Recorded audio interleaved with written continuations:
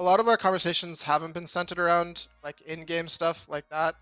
It's mostly about what players need, how the partner system is going to work, how tier two is going to work, what needs to be in contracts, things like that. What orgs are doing what that's wrong, and You know what? Josh actually left us on a break where I was like, fuck, how come I never thought about these things when I'm casting? And that's actually having a pun out of our next guest name. And that is Will Dazzle Loafman, IGL of Shopify Rebellion, where Steele said, Loafman will dazzle you. And I'm like, I'm writing that fucking down for the next little pun that I'm putting out so I can get all the fan sussies here in the chat when I'm going to bring it out. So, Will, thank you so much for your time for joining us, man. How are you doing today? pretty good. How are you? I'm fucking chilling, man. I'm feeling like $1 million. But you know what? Other people feeling like $1 million.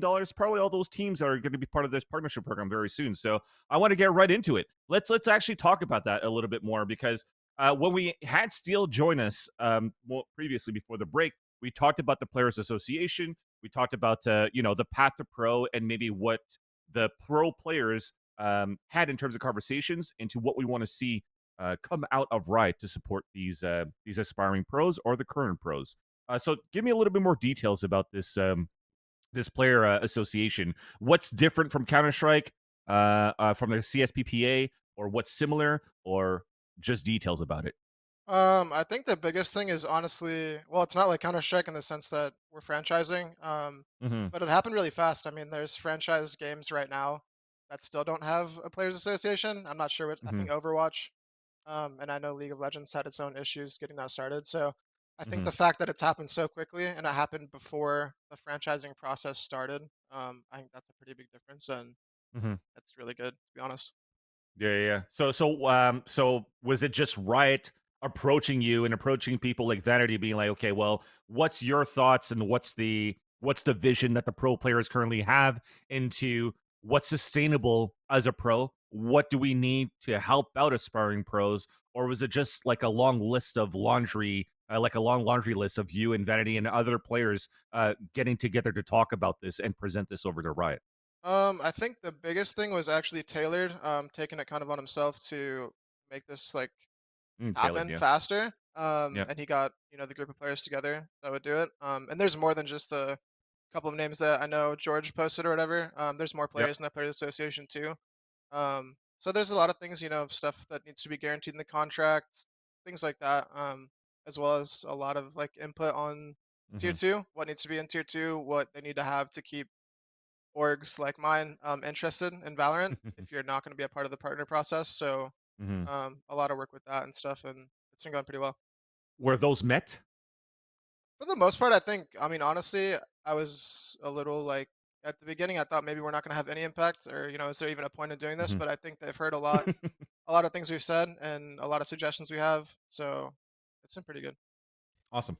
Yeah, I mean, I think you mentioned the securities for teams like yourselves, being as you're not necessarily guaranteed to be one of the partner teams.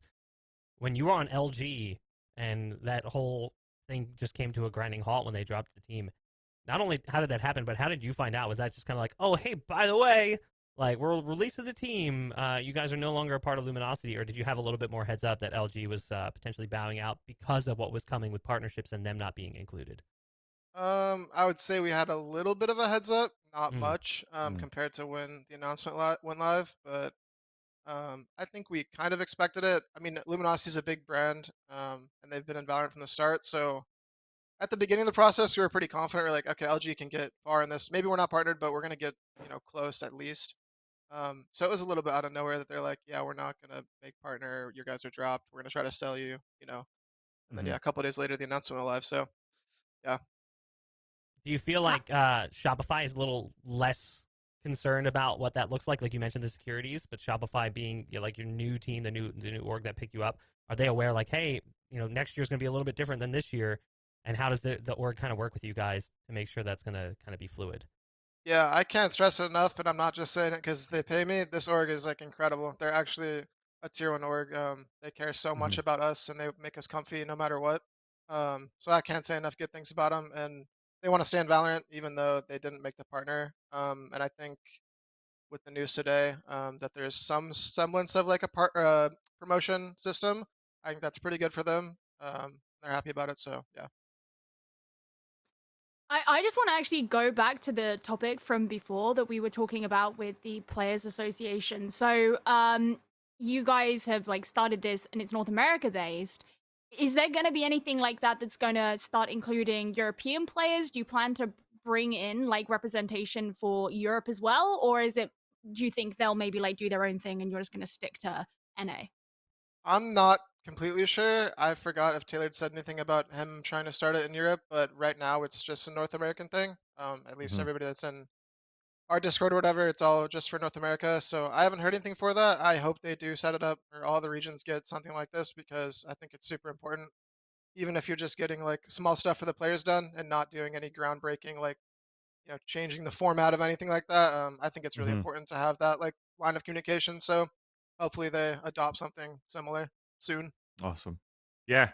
And now I want to get more into like the details of the rosters, and I think I'm going to bring back some history once again because you joined this roster as an IGL, and I think when you first started, you were doing a lot of solo plays to support players like your boy Dre, if I'm not mistaken, on Raid on Ascent, for example. I know I'm going way back in this kind of Yeah. stuff, but to get into this, it's also to look at the evolution and how you guys have to follow with the meta, because with the current roster that you have now, there's been some moments where you get into different games where Mata's maybe not performing at the best. Now he's doing awesome, and then suddenly you also have like B Dog just popping off here with as a chamber later on. So as an IGL, how do you keep up with all of these metas, and what conversation goes in with the rest of the team to make sure that you have the most solid roster as possible to follow up with these changes? Yeah, I mean, it's just like a constant puzzle you're trying to figure out, keep as many people comfortable and on the right role where they can shine and then filling in the Hmm. gaps. Hmm. Like me personally, I'm willing to play whatever if it means that, my teammate can play a role that suits him better. And players like Tig and even Mata are switching around agents all the time. They're playing initiator one game, then duelist, then controller, and it's hard. I mean, I know a lot of the players now, like you can't just play one agent. You can't play two agents. You have to be ready to play three, four, five different agents across the Hmm. maps, and it's difficult. It's difficult to call with. It's hard to keep track of everything you want to do or can do when you go over stuff, and you switch one agent and you can't do this play anymore, and you got to make something new. So it's hard to keep up with, honestly, and I think everyone's kind of feeling that now, Hmm. even the Hmm. players, not just the callers. So it's difficult, but it's fun though. And then you guys had like the biggest obstacle as well with having to face with COVID during the LCQ as well. So what's it like as well in terms of the mental aspect, and how do you fight it? Because not only in terms of okay um the look and feel of how the players were when they were going into the game, but like the amount of effort that you have to put into following up with the meta. As you say, it's tough. You're close to getting some victories from time to time. You're close to qualifying into playoffs from time to time, but you're just falling short. So how difficult is that for you guys to go through these losses, and how do you get through that? Yeah, with the COVID thing, it was just unfortunate because we basically all got to boot camp 2 weeks before our first game, and Yeah. then a couple of days into it, Tig got COVID, and then we kind of one by one all ended up Yeah. getting COVID. And we're on boot camp, so we need to isolate. We can't. If I was at home and had COVID, I could at least like drag myself onto my computer and play and practice. But Hmm. there, we were just in hotel rooms for the days we were symptomatic and stuff. So it was pretty difficult to deal with, and it's unfortunate to even have that like excuse in our head when we know Hmm. even with it we should have won like both the games we played and gone way further. And we felt we for sure had a chance to win. We felt like favorites, honestly, like going into it. We Hmm. felt good in practice and everything. So it sucks to have it like looming over us that that happened. And I know my teammates don't think of it as like, oh, we lost because we had COVID, and I don't think that way either. But it just sucks that it is there. And yeah. I am kind of curious to something.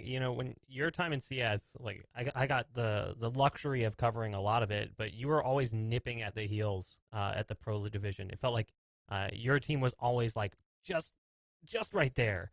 And it kind of feels like sometimes that's what's happening with Shopify as well, or even when you were on LG, like you were just below what it would take to qualify. Is it a little frustrating at times to just feel like you're always like just right on the edge of those conversations of being a team that's considered one of the best in NA? Yeah, I think we've kind of been, at least since we got Mod and B-Dog, I think this year we've kind of just, I don't want to say we're in the same spot, but it does feel like that. We're just in that. Sometimes we look like the third best team in the country, and then sometimes we're top 10 or whatever. So it is frustrating, and I know all of us are feeling the same way. Like to go out like this in the last tournament just really sucked. So Mhm. yeah, it's frustrating for sure.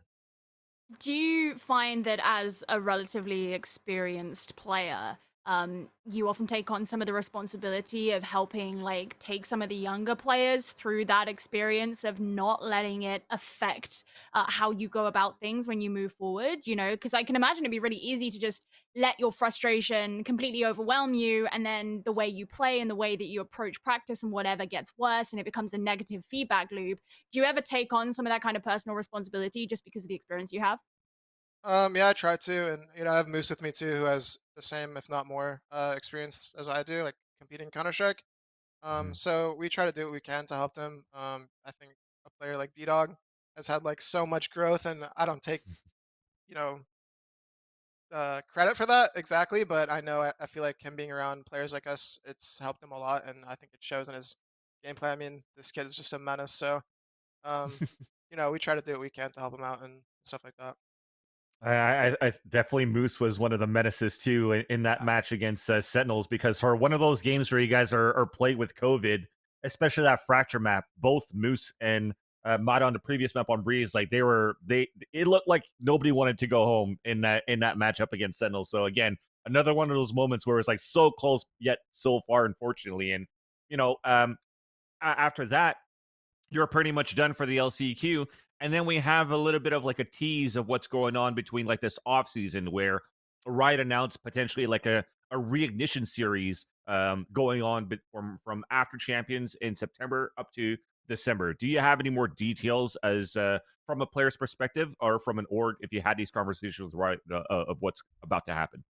I don't really have anything to leak necessarily. Hmm. Basically, in a lot of our talks with Riot, this whole time they've been saying, we're gonna make it worth it for orgs to stay if they're not in partner. Mm. Be that prize pool or the promotion into a partner or other things. So Hmm. I think that's kind of what they've made public today is their first step in trying to show that they are gonna make it worth it.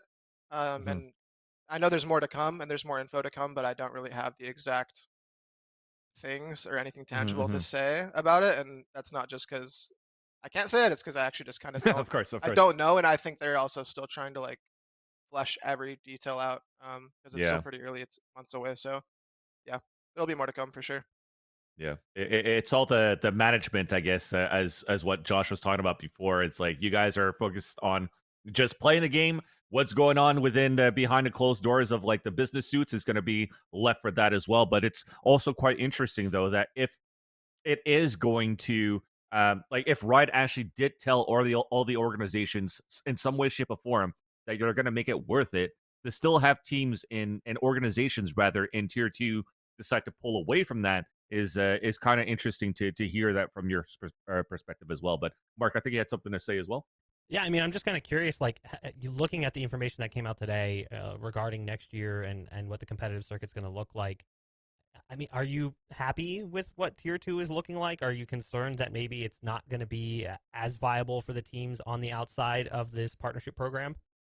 I think the only like disconcerting piece of it all was the auto demotion after 2 years thing. Yeah. But regardless, it's good. I think if the promotion wasn't there, it would be a huge problem for tier Hmm. two and orgs wanting to stay at all. But Yeah. I think even with that, there's going to be like some pretty cool storylines for the tier two teams, and I think there's a scenario where there's tier two, keep calling it tier two. I don't know. I hope that's not what it's called, to be honest. But Let's call it the um, Challengers League. yeah, I think that's what exactly, they're calling it. Yeah. right. But I think there's potential for some of those storylines to be more intense than the actual main season of the partner league. So hopefully they lean into that. But like I said, the only bad thing, at least from my point of view, is the auto demotion. I'd love to see a world where the Mm. partner league can expand, and if teams and orgs like Shopify or any other, there's going to be massive orgs that are left out of partner just because they have to be. So I Hmm. think letting them have a chance some way, even if it's merit based, once you get in there, to show you're worth it and you're worth it as an org, that you should be able to stay. But you know, maybe that'll change. Maybe it's not going to change, but we'll see. Hmm. Hmm. One of the things that we discussed a little bit earlier about this kind of format announcement is the potential risk that if a team qualifies for one of those 2-year spots, that the rosters are going to end up being picked apart, because like players may be picked off of them by partner teams who do have those permanent spots. Is that something that you would worry about happening if your team were to qualify for one of those slots? I think there's just like so much up in the air even right now. It's hard to think about like that much in the future even just because the partner teams aren't even selected yet and there's just a lot going on. So I mean, I'm sure there's going to be plenty of poaching and there's probably teams that are going to get accepted for partner that gut their roster outside of maybe one or two players and pick up all new players and maybe there's transfers from partner teams to one partner team before the first Hmm. games even start. So I think everyone knows there's a bunch in the air and it's kind of hard to focus on one thing that we're worried about happening because people are going to be getting poached left and right and who knows what's going to happen. It's going to be the Wild West probably for the first couple of Yeah. months. So Yeah, I believe that as well. Maybe especially when it comes down to like September and getting ready for the league in February, right? Because that's what George was mentioning before. Like the February till September is that league. Between that time frame is where you're going to get most of the exchanges and transactions from like roster to roster, and unfortunately maybe some also getting benched too. So we'll have to yeah. see how that's going to go. But at least reflecting back into the LCQ again and being a player and a team that actually had that firsthand experience to play against a team like Sentinels, um, you know, we always go around that meme of, okay, Sentinels are doing like a marketing ploy by picking up Shroud, by picking up Zelsis, doing a lot. Well, maybe not Zelsis, but like maybe Shroud in general, and having the stream team for the Sentinels. But what was that like playing against them? Are they actually a force to be reckoned with if you give them a little bit more time?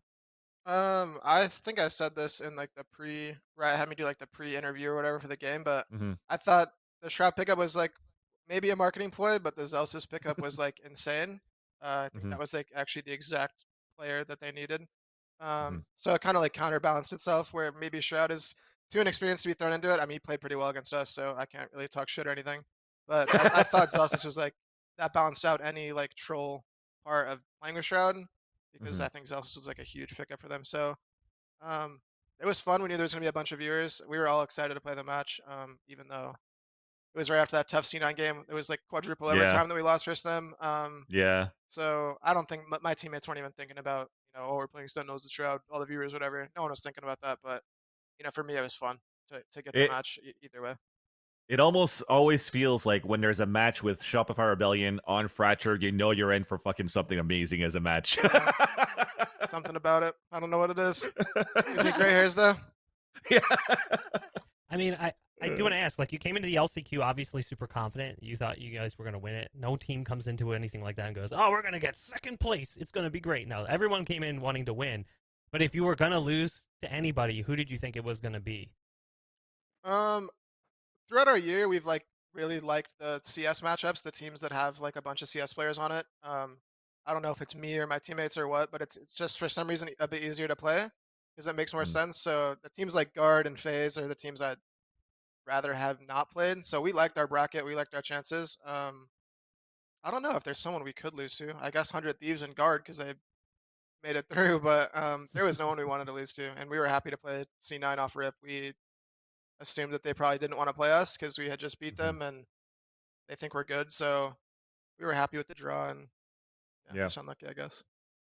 Was it one of those tournaments where, because when I look at this LCQ and I'm trying to go through my pick'ems, I'm trying to predict which team is going to make it to champions. It's always a coin flip between both teams in any matchup that you currently see in the bracket.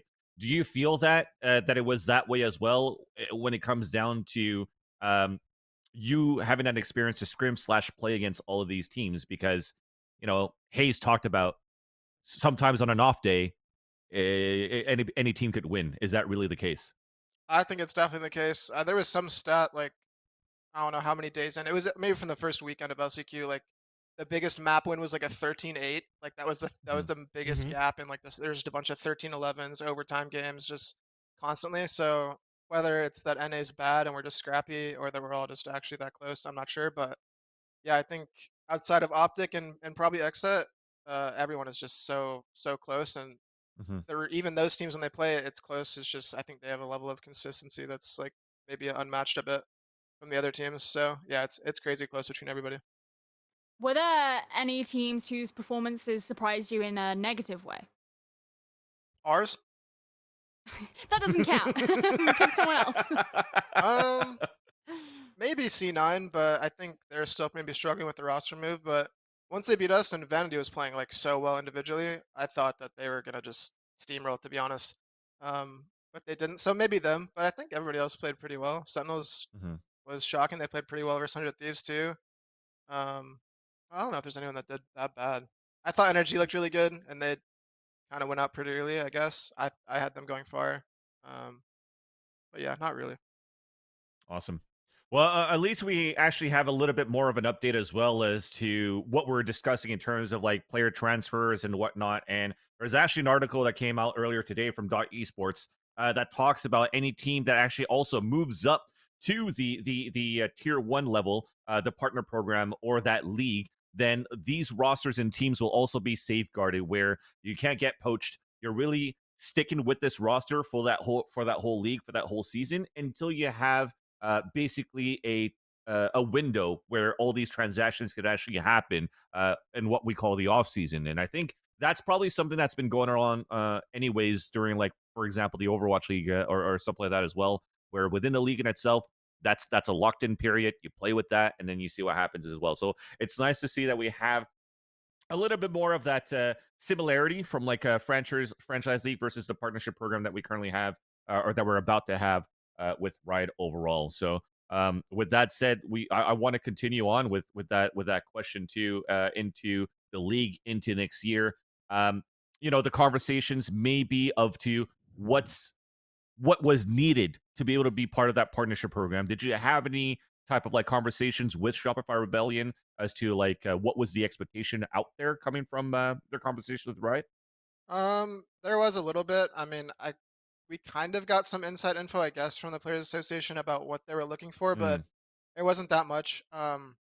We knew they wanted the big brands that have been in Valorant the whole time. So hmm I think Shopify knew if they were going to try, they had to show everything they had, which I think they did. hmm And hmm it just wasn't going to happen. So it is what it is. But I don't have too much info on what I'm just guessing really with what Riot wants, and it's the big orgs and the big brands and the people that can show that they're going to be a good long-term partner, Yeah. probably financially and as like a content, you know, Uh, uh, growth at team. So least and at least what's sure for you as well is while the season is over for Shopify Rebellion during the VCTs and what happens in general too after like the announcements of the partnership program and be like, oh well, tier two scene is quote unquote dead.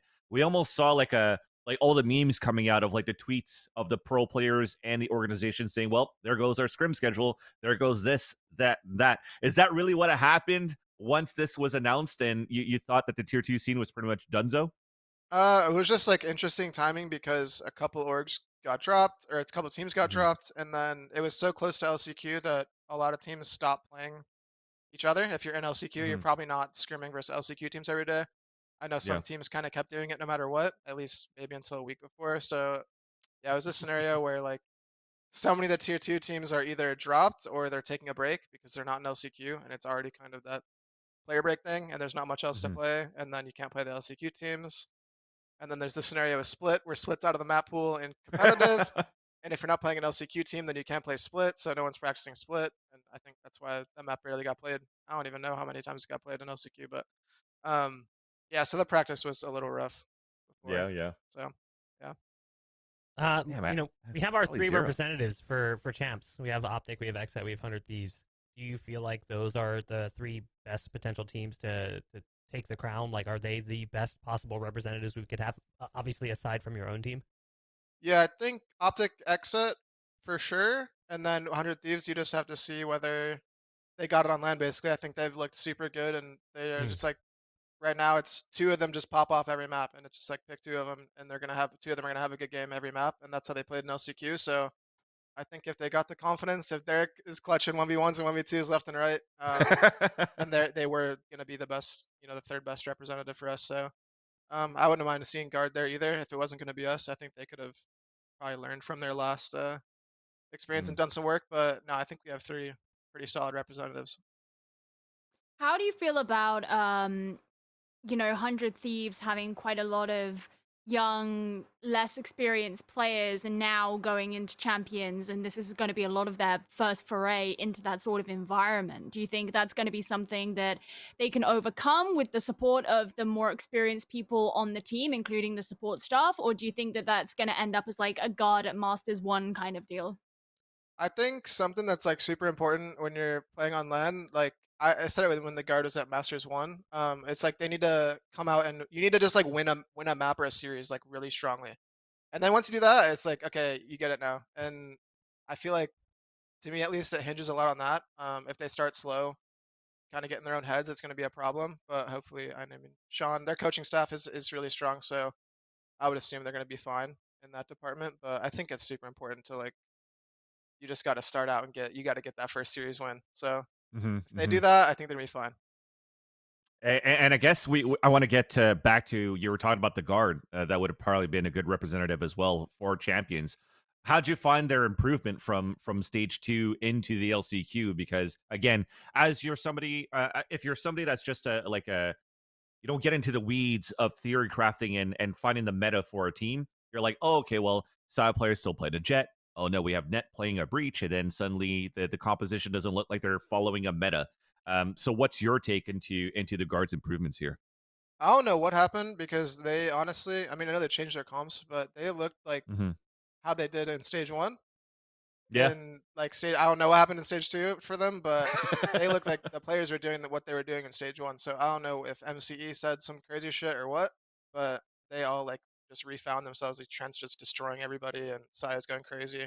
Balance having Hmm. good games. Like I don't know what. Well, I don't know what happened to them in stage two, but they got all they What got all happened to they got Jonah all their P? they got all their sauce back in LCQ. What happened to Jonah P playing a brimstone in a fucking chamber and it's just popping off Yeah, with all these aggressive pushes, man? Like yeah. that was quite cool. And I guess it comes down to like how much. I guess it's the conversation is it really worth it to spend a lot of times trying to find timings and anti-strat your opponents, or at some point when are you going to trust the system that you're trying to implement for your team? I think like right now at least, I think if you're gonna be playing these tournaments where you just have to play so many maps, it's Hmm. more worth it to just have like your own style and be able to switch agents and stuff because it's just too easy to counter people if you're playing the same stuff on every map right now. And if you have to play 3, 4, 5, 6 series, um, and you have your strong map pick with your good comp on the map, and like you're gonna just get countered. So you have to be able to switch it up and Hmm. focus on yourself. You mentioned Split not being played very much. It wasn't actually played at all during It the wasn't, was LCQ. it? No, Yeah. it That's what I wasn't played thought. Yeah, once. It was crazy. potentially a third map in a couple series that never Yeah. got that far. But we talk about that. We talk about not being able to practice so much. Sometimes things being done a little bit differently than we would like to see. What are your goals with the Players Association? Is that part of it? Like potentially to have more direct communication with Riot to be like, hey, let's not remove this map from the map pool, or like this agent's broken. We kind of need to patch it to make it viable. An esports player find a way to make it work better, or is it more like sustainability, making sure that players can survive in the ecosystem beyond just the partner teams? A lot of our conversations haven't been centered around like in-game stuff like that.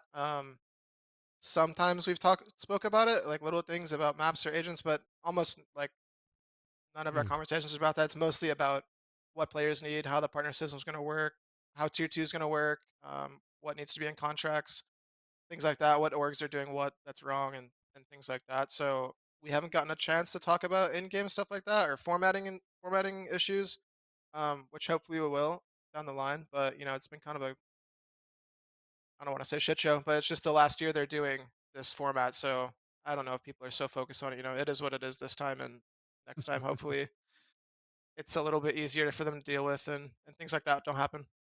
Yeah. Well, at least now that you guys are in the down period, what's going on with the team and Shopify Rebellion right now? Have you already taken your break after the LCQ? Are you back at the scrimming to get ready for or reignition series, or what's the calendar looking like for the rest of the year for Shopify? Let's see. We took a break after stage one for about 3 weeks. But besides that, we've had basically no like real pause. Mm. So I think people are taking their time now. We're gonna have a little break, Hmm. especially while more info comes out and stuff's in the air. So we're chilling. We're chilling for now. Our first time chilling in a while. So Yeah, a little player break. Action. Trying to dye your hair back from white to brown. Yeah. Just so that for all these close matches you've been having. But yeah, Will, I think I want to thank you for the time as well, because I think that's all the time we're gonna have, unless there's something that you also want to add. If not, any shout outs you want to give out as well to the listening audience right now and the viewers. I'm just gonna shout out Shopify again. This org's been insane. We didn't give them the result they wanted, but I gotta give them credit because Mhm. they're an up and coming org and they're just insane. The support they give us. So go follow them on all their shit. You know what?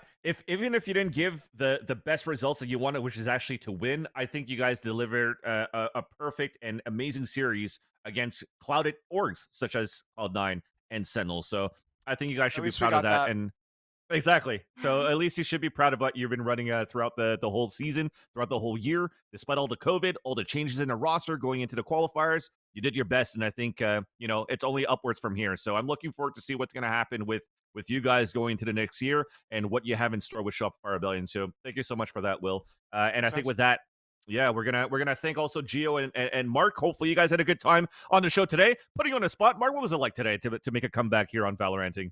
It was hot, dude. My office is really sweaty right now because I don't have the air conditioning on, and I'm just like cooking alive. I made a tactical choice with the jacket and hat for the hair and the armpits, and I'm glad that I did. and Gio, so like it wasn't your camera that was overheating after all. It's just you forgetting No, to my plug. camera So. overheated the first time, and then it ran out of battery the second time. So I was really not prepared. It's fine. Man. It's cool. All right. Well, at least we still had a good time. And chat, thank you so much for watching, and for those that are listening as well on Spotify, on Apple Music, and also watching on YouTube. Thank you so much, and we'll catch you every Tuesday at 2 p.m. Eastern Standard Time, live here on twitch.tv/DNPeak. And hopefully we'll see you next week for another edition of Valoranting. So with that, have a good evening. Peace out.